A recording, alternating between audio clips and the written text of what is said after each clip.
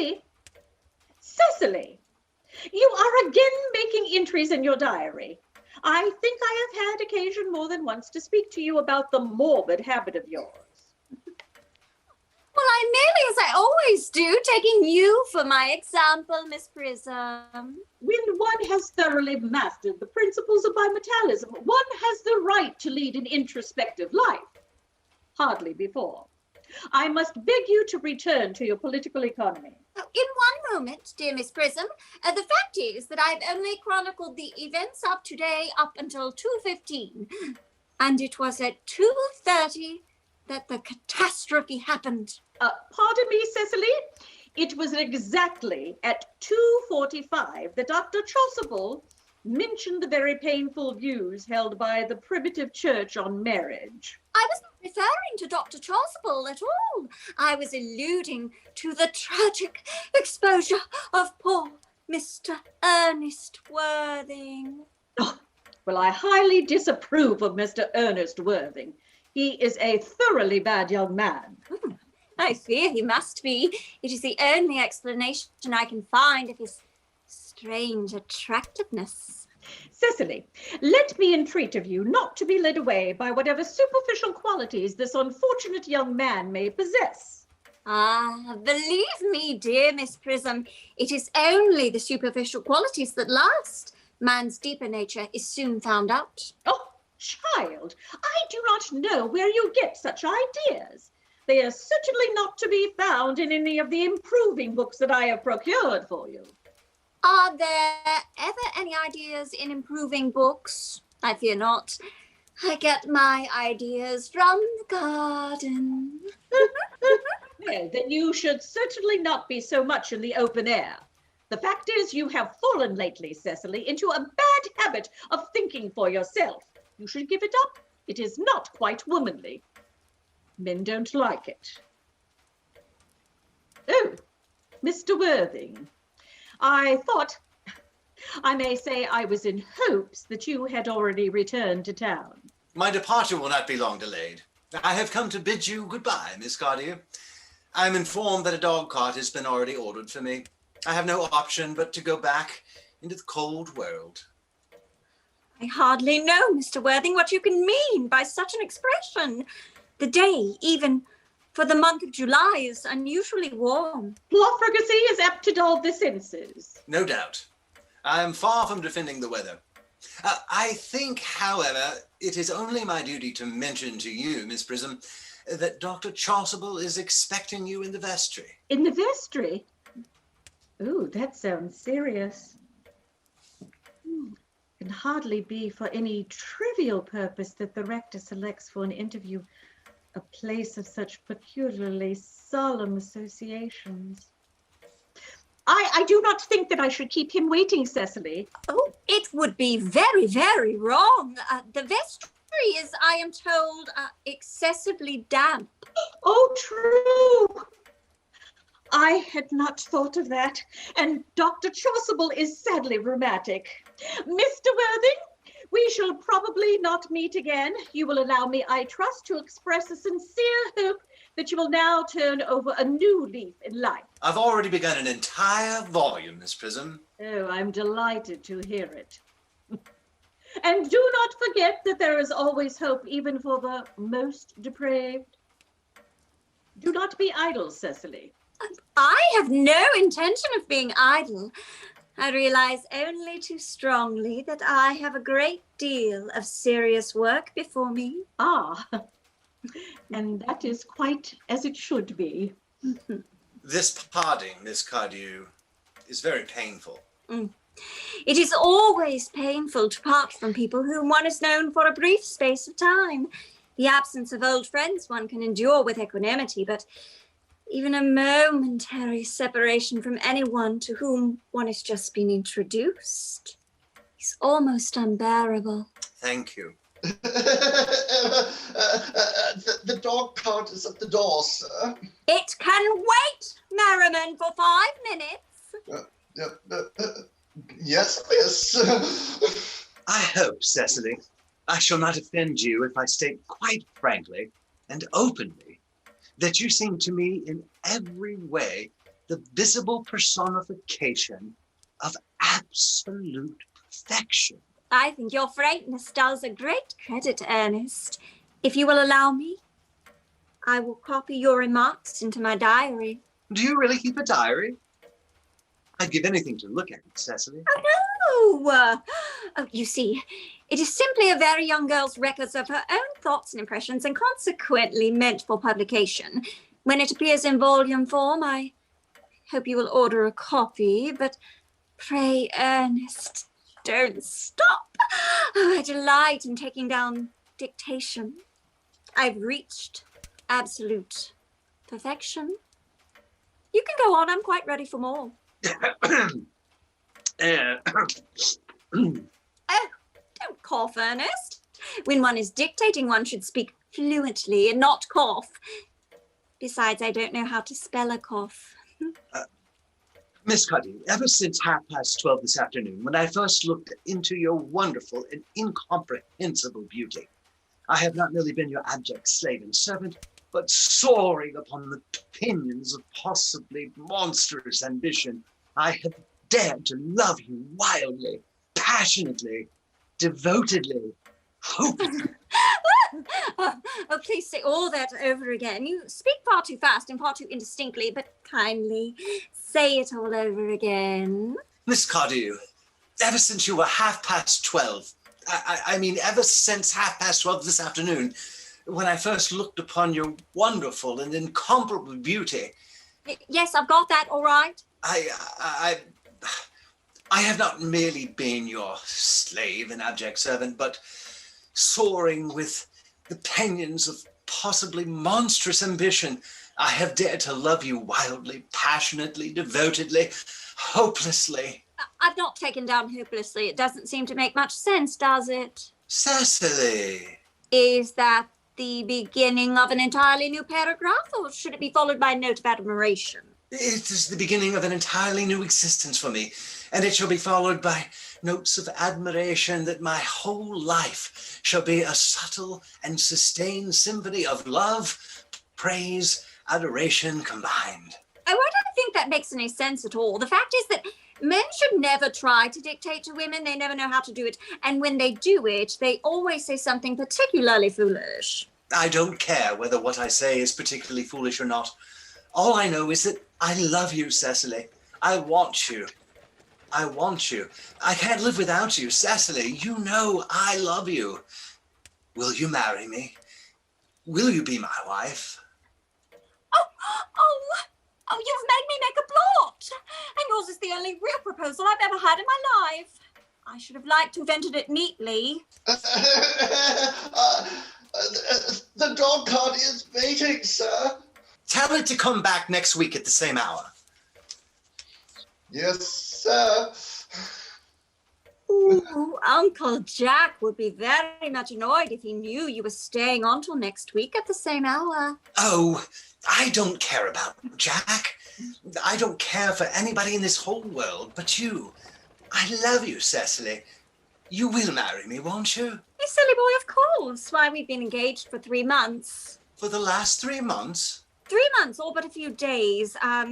It will be exactly 3 months on Thursday. I didn't know. Very few people nowadays ever realize the position in which they are placed. The age is, as Miss Prism often says, a thoughtless one. But how did we become engaged? Well, ever since Uncle Jack confessed to us that he had a younger brother who was very wicked and bad, you, of course, had formed the chief topic of conversation between myself and Miss Prism. And, of course, a man who is much talked about is always very attractive.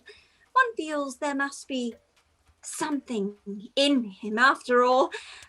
I dare say it was foolish of me, but I fell in love with you, Ernest. Darling, when was this engagement settled? Oh, on the 14th of February last. Worn out by your entire ignorance of my existence, I determined to end the matter one way or the other, and after a long struggle with myself, I accepted you one evening in the garden. The next day, I bought this little ring in your name. You see, I always wear it, Ernest. And though it shows that you are sadly extravagant, still, I've long ago forgiven you for that. Oh, and here is the drawer. All the little presents you've given me from time to time, already numbered and labeled. This is the pearl necklace that you gave me on my birthday. And this is the box in which I keep all your letters. My letters? But my own sweet Cecily, I have never written you any letters. You need hardly remind me of that, Ernest. I remember only too well. I grew tired of asking the postman every morning if he had a London letter for me. My health began to give way under the strain and anxiety, so I wrote letters for you, and I had them posted to me in the village by my maid. I wrote always 3 times a week, sometimes oftener. Oh, do let me read them, Cecily. Oh, I couldn't possibly. It would make you far too conceited. And the 3 that you wrote me after I'd broken off the engagement are so beautiful and so badly spelt that even now I can hardly read them without crying. But our engagement was broken off. Of course it was, on the 22nd of March last. You can see the entry if you like. Today, I broke off my engagement with Ernest. I felt it is better to do so. The weather still continues to be charming. But why on earth did you break it off? What had I done? I had done nothing at all, Cecily. I'm much hurt indeed to hear you broke it off, particularly when the weather was so charming. Men seem easy to forget. I should have thought that you would have remembered the violent letter you wrote me because I danced with Lord Kelso at the country ball. But I did take it all back, didn't I, Cecily? Of course you did. Otherwise, I wouldn't have forgiven you or accepted this little gold bangle with the turquoise diamond heart that you sent me the next day. Did I give you this, Cecily? It's very pretty. Yes, you've always had wonderfully good taste, Ernest. I've always said that of you. It's the excuse I've always given for your leading such a bad life. My own one. So we have been engaged for 3 months, Cecily. Yes, how the time has flown, hasn't it? I don't think so. I have found the days very long and very dreary without you. Oh, you dear romantic boy. I hope your hair curls naturally, does it? Yes, darling, with a little help from others. I'm so glad. You'll never break our engagement again, Cecily. Oh, I don't think I could break it off now that I've actually met you. Besides, of course, there is the question of your name. Yes, of course. You must not laugh at me, darling, but it's always been a girlish dream of mine to love someone whose name was Earnest. Oh, it's something in that name that seems to inspire absolute confidence. I pity any poor married woman whose husband is not called Earnest. But, dear child, do you mean to say that you could not love me if I had another name? But what name? Oh, a name like Algernon, for instance. But I don't like the name of Algernon. Well, my own sweet, dear, loving darling, I really can't see why you should object to the name Algernon. It is not at all a bad name. In fact, it is a rather aristocratic name. Now, half of all the chaps who are in the bankruptcy courts are called Algernon.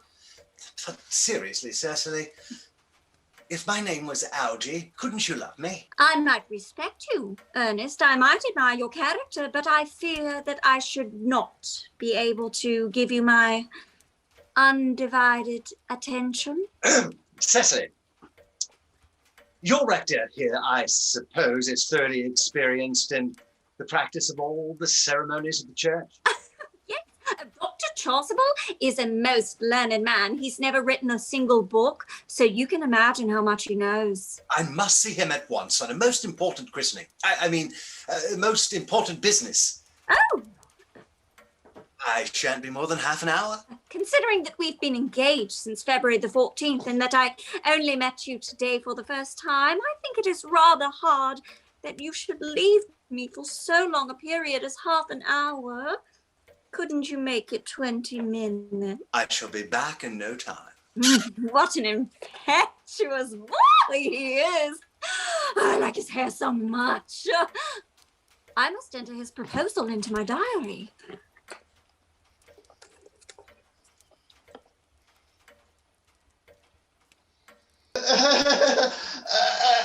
Miss Fairfax just called to see Mr. Worthing on very important business, Miss Fairfax states. Is Mr. Worthing in his library? Mr. Worthing went over in the direction of the rectory some time ago. Pray ask the lady to come here. Mr. Worthing is sure to be back in soon. And can you bring some tea? Yes, miss. Miss Fairfax. I suppose one of the many good elderly women who are associated with Uncle Jack in some of his philanthropic work in London. I don't like women who are interested in philanthropic work. I think it is so bored of them. Miss Fairfax. Pray let me introduce myself to you. My name is Cecily Cardew. Cecily Cardew? What a very sweet name. Something tells me we are going to be great friends. I like you already more than I can say. My first impressions of people are never wrong. How nice of you to like me so much after we've only known each other such a comparatively short time. Pray sit down. I may call you Cecily, may I not? With pleasure. And you will always call me Gwendolen, won't you? If you wish. Then that is all quite settled, is it not? Oh, I hope so.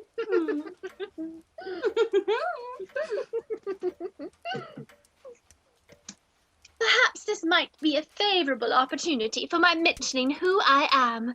My father is Lord Bracknell. You have never heard of Papa, I suppose? I don't think so. Outside of the family circle, Papa, I am glad to say, is entirely unknown. I think that is quite as it should be. The home seems to me to be the proper sphere for the man. And certainly, once a man begins to neglect his domestic duties, he becomes painfully effeminate, does he not? And I don't like that. It makes men so very attractive. Cecily, Mamma, whose views on education are remarkably strict, has brought me up to be extremely short-sighted. It is part of her system. So, do you mind my looking at you through my glasses? Oh, not at all, Gwendolen. I'm very fond of being looked at. Oh.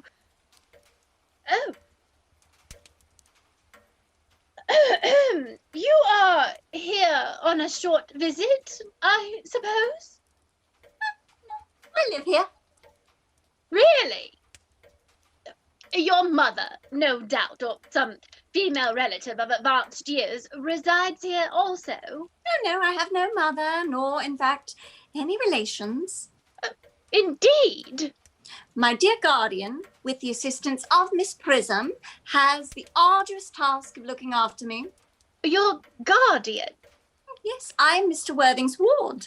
Oh! It is strange he has never mentioned to me that he had a ward. How very secretive of him. He grows more interesting hourly. I am not sure, however, that the news inspires me with feelings of unmixed delight. I am very fond of you, Cecily. I have liked you ever since I met you. But I am bound to state now that I know you are Mr. Worthing's ward. I cannot help but expressing a wish that you were, well, just a little older than you seem to be. Not quite so very alluring in appearance. In fact, if I may speak candidly... Pray do. I think that whenever one has anything unpleasant to say, one should always be quite candid. Well, to speak with perfect candour, Cecily, I wish that you were fully 42 and more than unusually plain for your age. Ernest has a strong, upright nature. He is the very soul of truth and honour. Disloyalty would be as impossible to him as deception.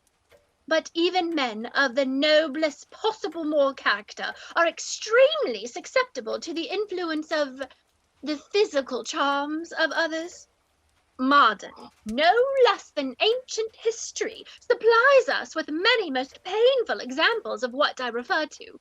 If it were not so, indeed, history would be quite unreadable. I beg your pardon, Gwendolen.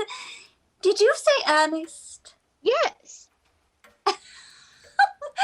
Oh, but it is not Mr. Ernest Worthing who is my guardian. It is his brother, his elder brother.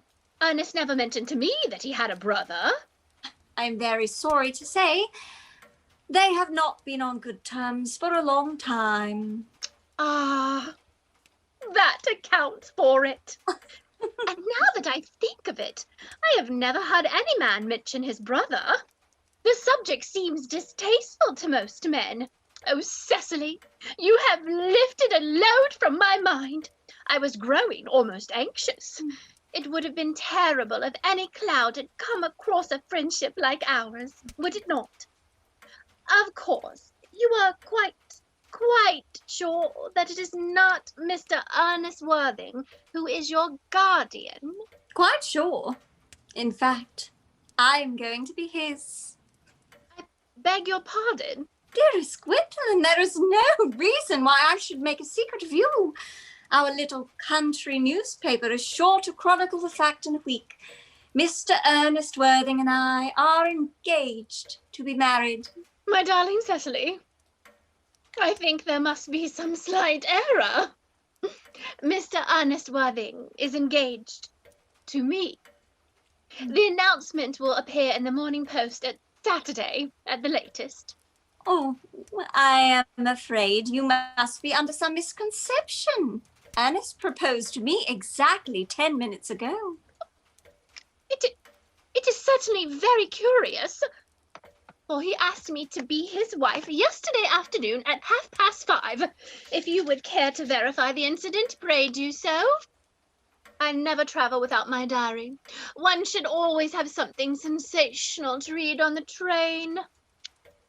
I am so sorry, my dear Cecily, if it is any disappointment to you, but I am afraid I have the prior claim. Oh, it would distress me more than I can tell you, dear Gwendolen, if it caused you any mental or physical anguish, but I feel bound to point out that since Ernest proposed to you, he clearly changed his mind. If the poor fellow has been entrapped into any foolish promise, I shall consider it my duty to rescue him at once, and with a firm hand. Whatever unfortunate entanglement my dear boy may have gotten into, I will never reproach him with it after we are married. Do you allude to me, Miss Cardew, as an entanglement? You are presumptuous. On an occasion of this kind, it becomes more than a moral duty to speak one's mind. It becomes a pleasure. Oh, do you suggest, Miss Fairfax, that I entrapped Ernest into an engagement? How dare you? This is no time for the shallow mask of manners. When I see a spade, I call it a spade. I am glad to say that I have never seen a spade. It is obvious that our social spheres have been widely different. Shall I lay tea here as usual, miss?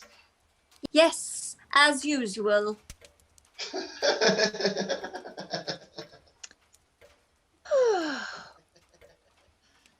Are there many interesting walks in the vicinity, Miss Cardew? Oh, yes, a great many. From the top of one of the hills quite close, one can see 5 counties. 5 counties?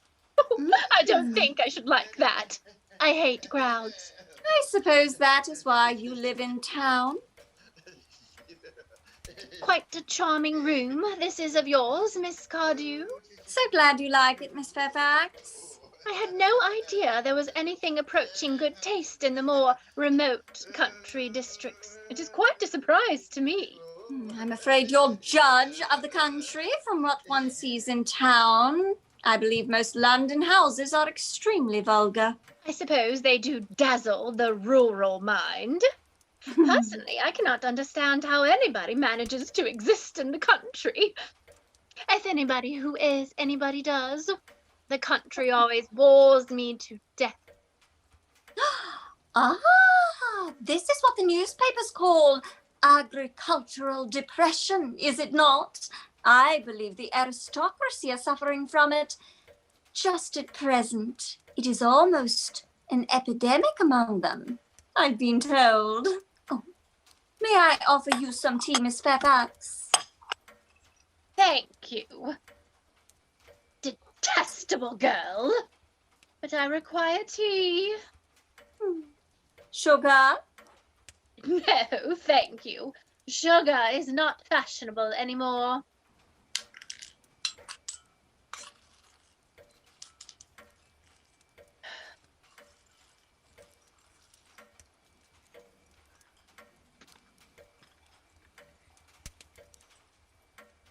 Cake or bread and butter?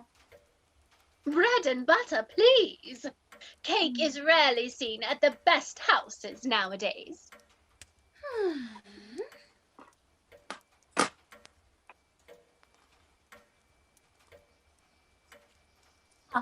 Hand that to Miss Fairfax. You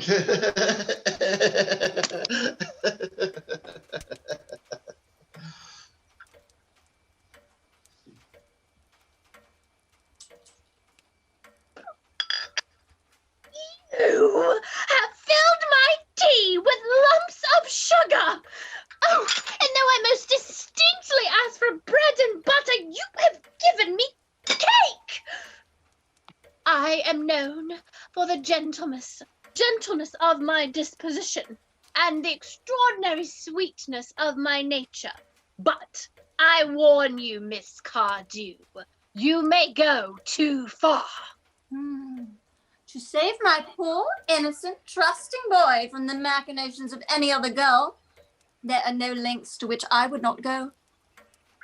From the moment I saw you, I distrusted you. I felt that you were false and deceitful. I am never deceived in such matters. My first impressions of people are invariably right. It seems to me, Miss Fairfax, that I am trespassing on your valuable time. No doubt you have many other calls of a similar character to make in the neighborhood. Ernest! My own Ernest! Gwendolyn, darling. A moment. May I ask if you are engaged to be married to this young lady? To dear little Cecily? Of course not. What could have put such an idea into your pretty little head? Oh, thank you. You may. I knew there must be some misunderstanding, Miss Fairfax. The gentleman whose arm is at present round your waist is my guardian, Mr. John Worthing. I beg your pardon? Yes, this is Uncle Jack. Jack! Oh! Oh, here is Ernest. My love. A moment, Ernest. May I ask you, are you engaged to be married to this young lady? What young lady? Good heavens, Gwendolyn! Yes, good heavens, Gwendolyn. I mean to Gwendolyn. Of course not. What could have put that idea into your pretty little head? Thank you. You may. I felt there was some slight error, Miss Cardew. The gentleman who is now embracing you is my cousin, Mr. Algernon Moncrief. Algernon Moncrief. Oh. Are you called Algernon? I cannot deny it.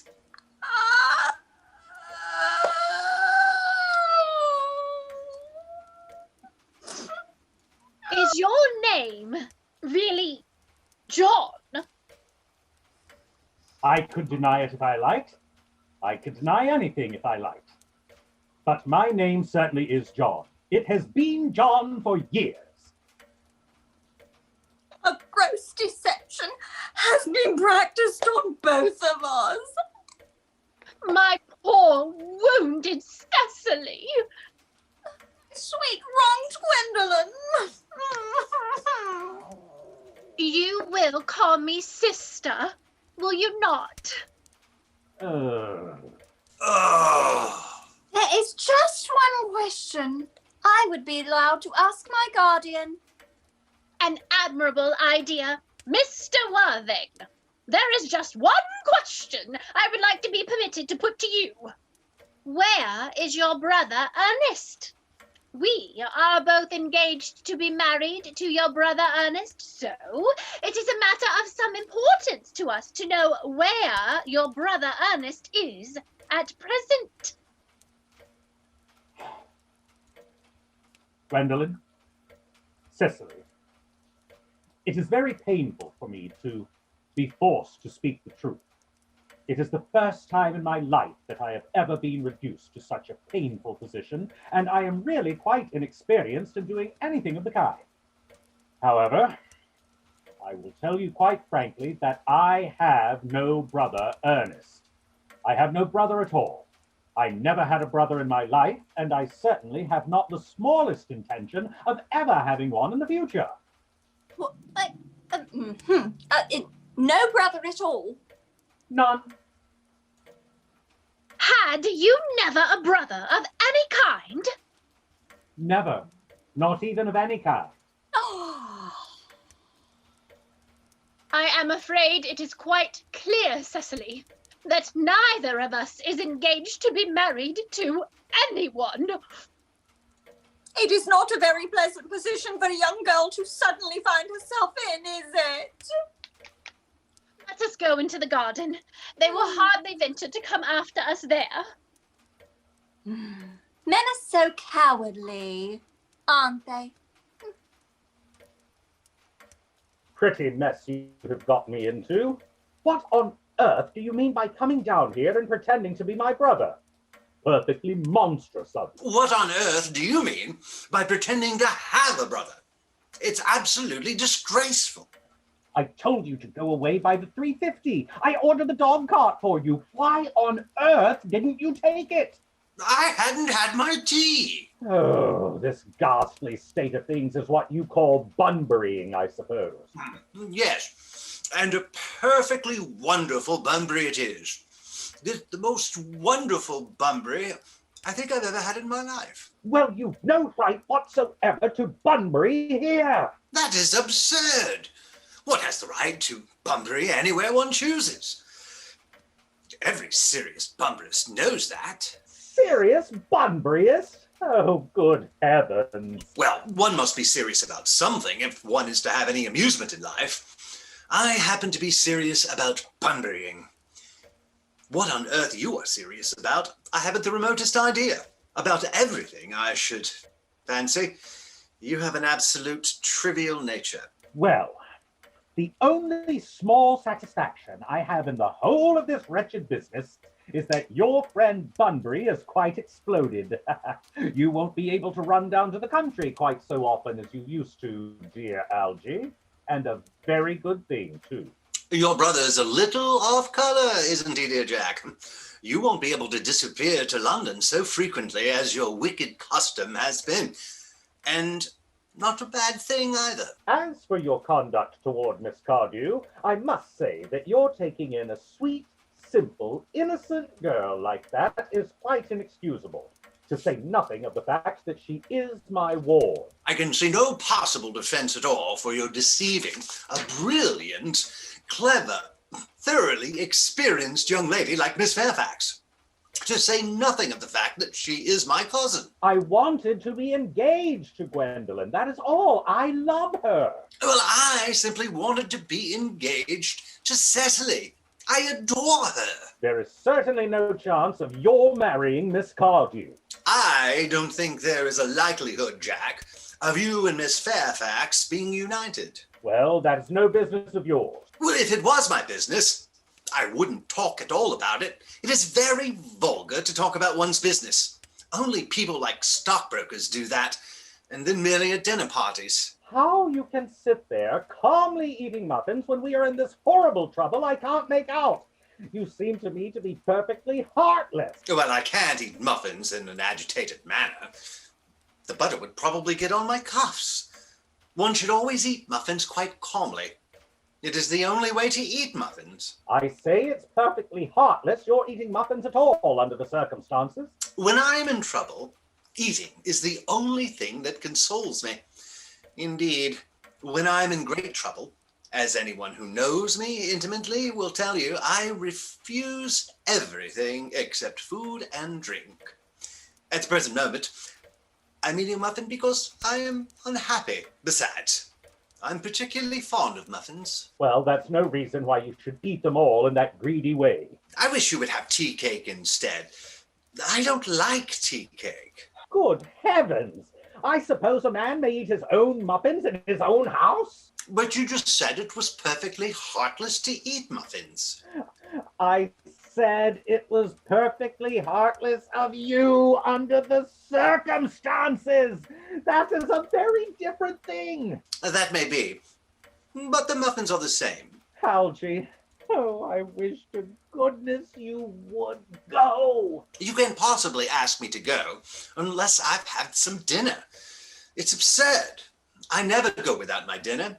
No one ever does, except vegetarians and people like that. Besides, I have just made arrangements with Dr. Chasuble to be christened at 5:45 under the name of Earnest. My dear fellow, the sooner you give up that nonsense, the better. I made arrangements this morning with Dr. Chasuble to be christened myself at 5:30, and I naturally will take the name of Earnest. Gwendolen would wish it. We can't both be christened Earnest. It's absurd. Besides, I have a perfect right to be christened if I like. There is no evidence at all that I have ever been christened by anybody. I should think it extremely probable I never was, and so does Dr. Chasuble. It is entirely different in your case. You have been christened already. Yes, but I haven't been christened in years. Yes, but you have been christened. That's the important thing. Quite so. So I know my constitution can stand it. If you are not quite sure that you have ever been christened, I must say I think it rather dangerous of your venturing there now. It might make you very unwell. You can hardly have forgotten that someone very closely connected with you was very nearly carried off this week in Paris by a severe chill. Yes, but you said yourself it was not hereditary or anything of that kind. It usedn't be, I know, but I dare say it is now. Science always is making wonderful improvements on things. May I ask, Algie, what on earth you propose to do? Nothing. That is what I have been trying to do for the past 10 minutes. And you've kept on doing everything in your power to distract me from my work. Well, I shall go out into the garden and see Gwendolen. I feel quite sure she expects me. I know from her extremely cold manner that Cecily expects me also. I certainly shan't go into the garden. When a man does exactly what a woman expects him to do, she doesn't think much of him. One should always do what a woman doesn't expect, just as one should always say what she doesn't understand. The result is invariably a perfect sympathy on both sides. Oh, that is nonsense. You're always talking nonsense. It is much cleverer to talk nonsense than to listen to it, my dear fellow, and a much rarer thing, too, in spite of what the public may say. I don't listen to you. I can't listen to you. Oh, that is merely false modesty. You know perfectly well you could listen to me if you tried. You are underrating yourself as always. An absurd thing to do nowadays with so many conceited people about. Jack, you are eating the muffins again. I wish you wouldn't. There are only 2 left.